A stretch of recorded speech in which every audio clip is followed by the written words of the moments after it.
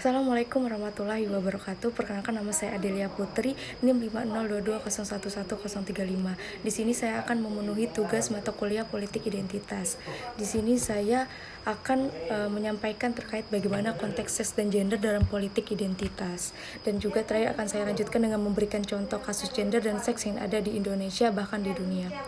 Seks dan gender mungkin tidak asing lagi di telinga kita semua, yang dimana ketika berbicara seks dan gender, maka yang sering terlintas dalam pikiran kita yaitu ketertindasan dan ketimpangan gender. Gender adalah hasil konstruksi sosial terkait peran dan fungsi laki-laki dan perempuan dan ruang lingkup kehidupan masyarakat. Gender di setiap daerah atau kota memiliki perbedaan terkait bagaimana budaya yang berkembang pada mereka dalam suatu daerah tersebut. Contoh budaya yang sering terjadi di suatu daerah terkait gender yaitu budaya patriarki, yang dimana adanya ketertindasan dan ketimpangan gender yang sering terdampak kepada perempuan, di mana perempuan tidak memiliki akses dan kesempatan dalam segala bidang seperti dalam rumah tangga, kemudian bidang sosial, ekonomi, bahkan politik. Mengapa hal itu terjadi? Ya, karena perempuan sering dinilai lemah, tidak bisa, tidak berdaya, bahkan emosional. Akan tetapi dapat kita lihat tidak semua perempuan seperti itu. Bahkan laki-laki yang dinilai gagah, kuat, mampu melakukan segalanya pun terkadang tidak semua laki-laki memiliki sifat seperti itu. Maka pemahaman dan kesadaran terkait gender harus dipahami lebih dalam agar menciptakan kesetaraan gender, yang dimana kesetaraan gender inilah yang penting dan harus dilakukan, bukan hanya untuk perempuan saja tetapi untuk laki-laki juga, karena kesetaraan gender bukan menitik beratkan harus perempuan di atas, tetapi bahwasannya peran dan fungsi laki-laki dan perempuan itu setara, sama, tidak ada yang merasa dirugikan, dan tidak ada ketertindasan gender. Kemudian seks adalah perbedaan biologis antara perempuan dan laki-laki, yang dimana dibedakan dengan jenis kelamin, seperti perempuan memiliki vagina dan laki-laki memiliki penis. Perbedaan ini tidak dapat diubah-ubah atau sudah ketentuan dari Yang Maha Kuasa, serta juga dibedakan dengan perempuan yang mempunyai fungsi melahirkan, mengandung, dan menyusui.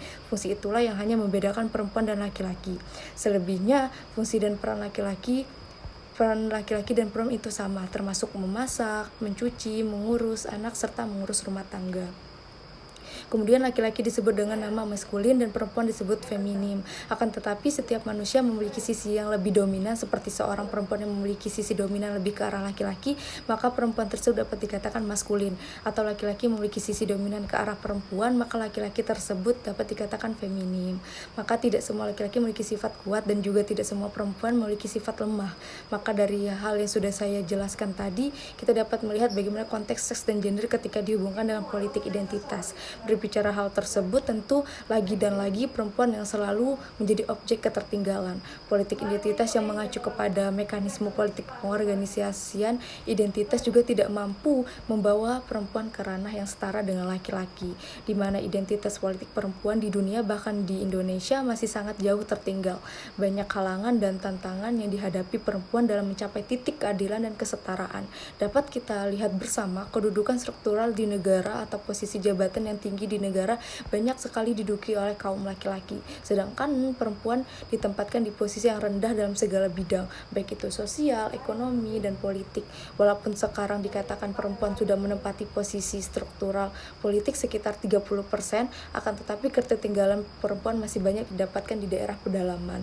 Perempuan-perempuan yang menempati posisi struktural pun masih sering ditindas dan diremehkan oleh laki-laki, yang dimana kaum laki-laki merasa bahwa perempuan tidak mampu bersaing dan mengambil keputusan dalam segala bidang. Dapat kita lihat juga yang menduduki kursi DPR pun masih banyak laki-laki, sehingga keterwakilan perempuan minim dan lemah dalam pengambilan keputusan suatu hal, sehingga menciptakan perempuan harus mengikuti apa saja yang menjadi keputusan laki-laki. Seharusnya posisi tersebut harus diimbangi dengan 50% laki-laki dan 50% perempuan.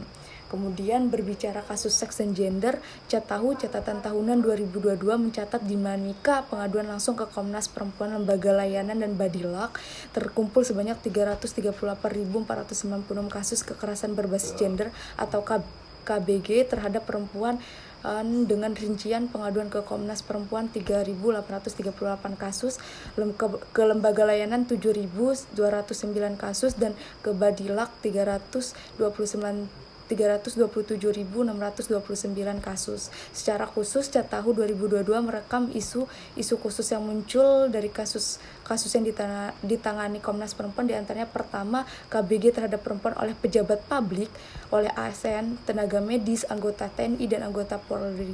Kekerasan berbasis gender terhadap perempuan yang dilakukan oleh kelompok yang seharusnya jadi pelindung, tauladan, dan pihak yang dihormati ini sekitar 9% dari jumlah total pelaku. Kemudian dapat kita lihat contoh kasus pelecehan dan kekerasan seksual di Indonesia, yang dimana pada tahun 2021 terjadi pemerkosaan terhadap perempuan yang berusia 15 tahun di Bekasi.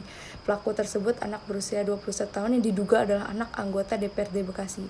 Pelaku juga melakukan kekerasan terhadap korban agar korban mau disetubuhi oleh pelaku. Dari kasus ini juga orang tua korban mendapatkan teror dan ancaman dari berbagai pihak yang tidak ia kenali.